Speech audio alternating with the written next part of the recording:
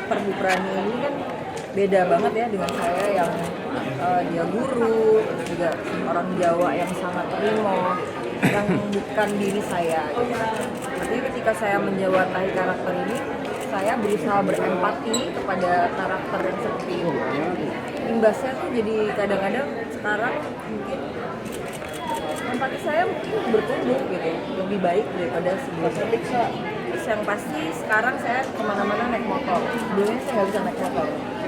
Jadi sekarang di Jakarta kan udah macet, jadi kemana-mana.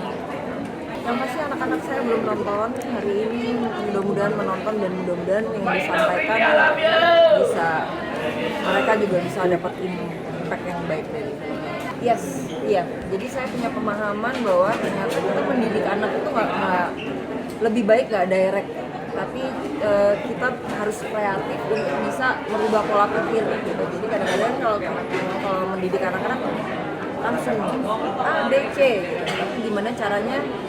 Yuk kita sama-sama melakukan ini, impactnya ke sini. Nah itu saya dapat juga dari Bulan. Sebenarnya bukan karakter Titanya sih yang akhirnya berdampak ke diri aku, tapi the whole story Budi Pekerti gitu. Karena kan aku mengalami ya apa yang Bu Prani alamin gitu. Kadang-kadang ada aja gosip atau video yang dipotong-potong di sosial media yang ngebuat aku mungkin dibully. Nggak sampai dibully kayak Bu Prani banget sih, cuma di kolom komentar tuh ada yang berantem ya, ada pro kontra gitu.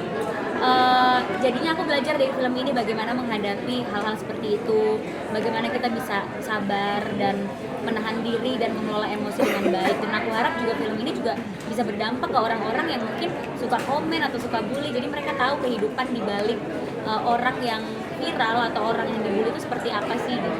Capeknya pas reading ya, kalau pas syuting sih udah biasa gitu, tapi pas reading 3 bulan tuh menahan air mata, terus cuma boleh di mata doang, itu tuh di aku nggak masuk akal karena aku ekspresif banget gitu. Aku nangis kan nangis, cengeng, ketawa ya ketawa, terus ini harus ditahan semuanya di dalam cuma lewat mata doang.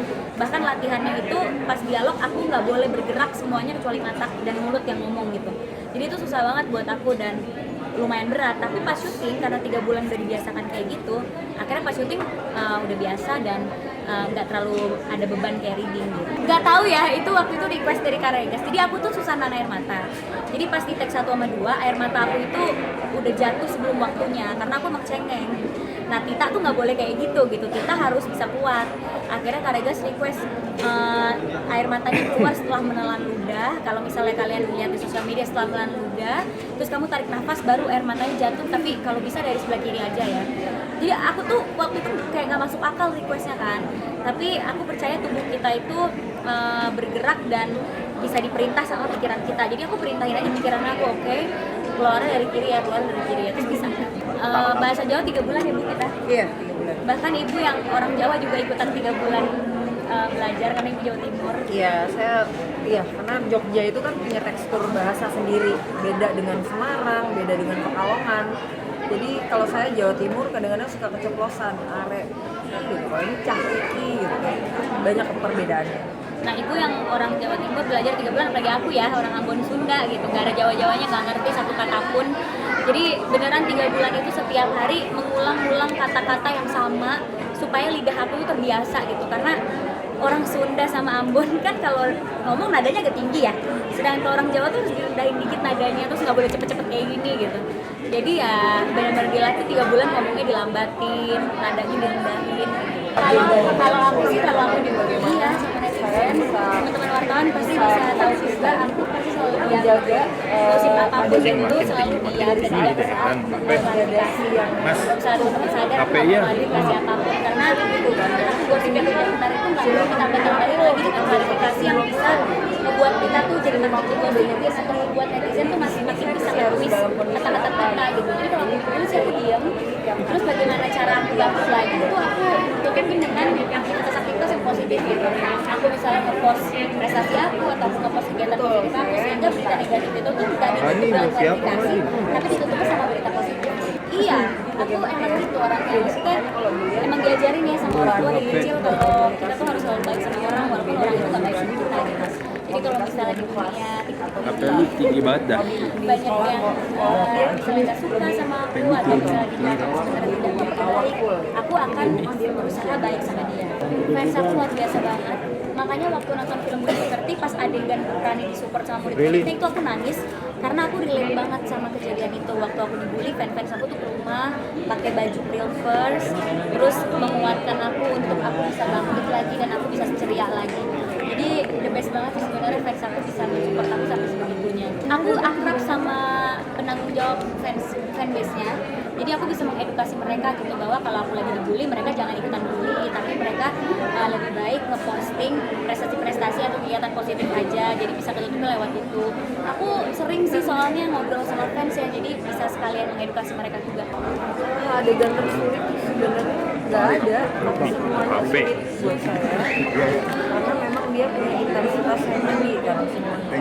Yang tersulit buat saya adalah bagaimana saya bisa merajut itu sebagai satu kesatuan yang punya gradasi dari awal sampai akhir. Jadi kalau syuting itu kan scene 50, besoknya scene 30 gitu. Kalau 50 duluan berarti oh gue udah nyampe sini, berarti ini harus segimana ya gitu. Nah itu memasak itu yang sulit karena syuting ya. Amit-amit saya belum pernah, alhamdulillah, karena saya juga nggak reaktif di media sosial, jadi saya bukan orang yang suka apa ya, mungkin juga ya kalau lihat IG saya juga setahun paling saya posting 6 kali doang gitu. Jadi emang kalau ada yang ngejek-ngejek diemin aja kalau saya sih. Enggak sih, aku nggak pernah sampai trauma dan sampai kayak Bu Rani ya, jangan sampai ya Bu kita. Nggak, karena mungkin aku maksudnya kalau Bu Rani kan orang biasa ya, terus tiba-tiba dia viral. Kalau aku kan aku udah ngerti konsekuensinya sebagai public figure, viral atau dibully-bully itu adalah sesuatu hal yang mungkin akan kita lewatin. Jadi udah ada kesiapan di dalam diri akunya, jadi nggak pernah sampai trauma juga. Cara treatment sutradaranya ya, Karegas itu nge-treatment kita berdua bener-bener detail banget. Ya itu bisa dilihat sampai air mata sebelah kiri dan segala macam.